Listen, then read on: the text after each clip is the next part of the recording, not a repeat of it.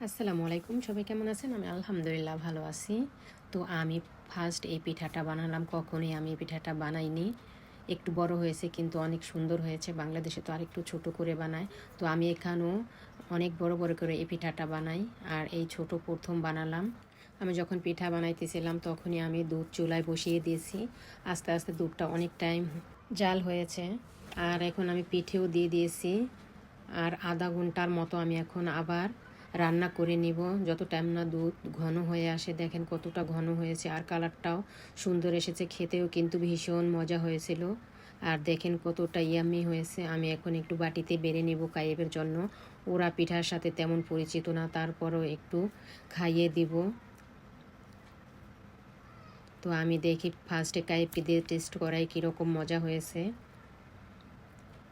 তো ওকে আমি বলতেছি নিতে, ও বলে আমি খাবো না। তারপর আমি বলছি একটু নিয়ে দেখো কীরকম মজা হয়েছে।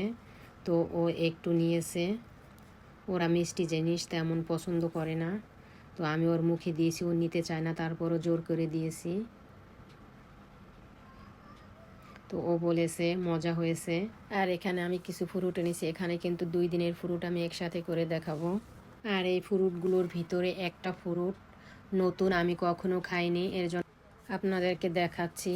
আর এটা হলো পিস ফল, আর এটা হলো সেই নতুন ফল। এটার নাম আমি জানি না। ভেঙে দেখি ভিতরটা কীরকম। বাংলাদেশে লটকনের মতো ভিতরটা।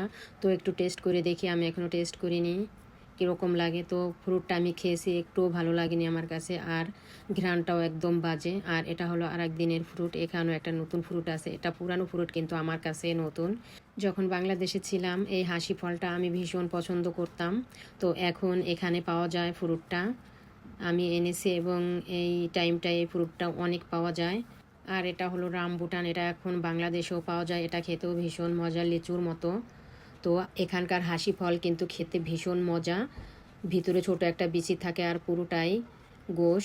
খেতে কিন্তু ভীষণ মজা আর অনেক মিষ্টি। আর এটা রামবুটান। সবাই ভালো থাকবেন। আল্লাহ হাফিজ।